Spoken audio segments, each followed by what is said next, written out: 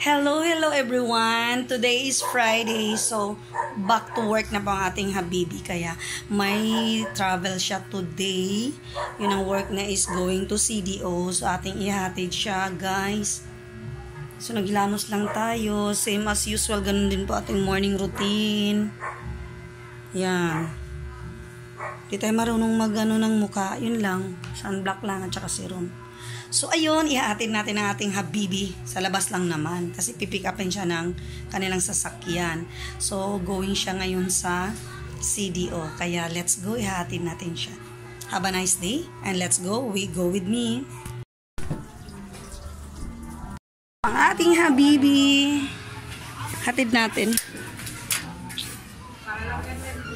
Yes. Hatid natin ang ating palagingging. Palagingging kita dala. Yan lang dala mo, my type. Paano madala yung ano? Wala kang bagahe?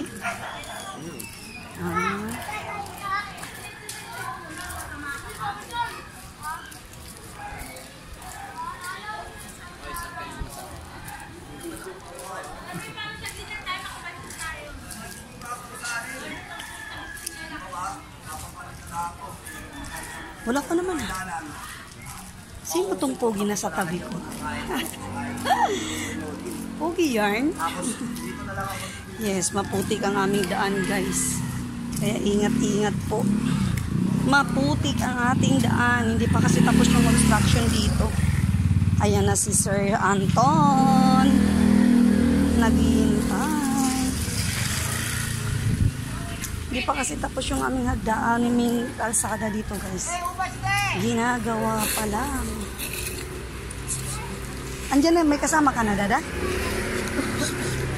Susundin pa. Ang galing, umikot si Sir, gano'n? Ayan na siya.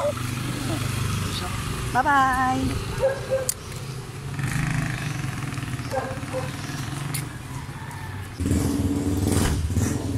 Bye! So, ayun, nakasakay ng ating habibi. Lumayas na sila, kaya tayo ay uuwi na naman. Hindi pa kasi tapos yung aming ano, guys, oh. Yan, ang aming kalsada ay hindi pa tapos ginawa, kaya maputik. Yan, maputik pa po ang dulo ng aming kalsada, guys.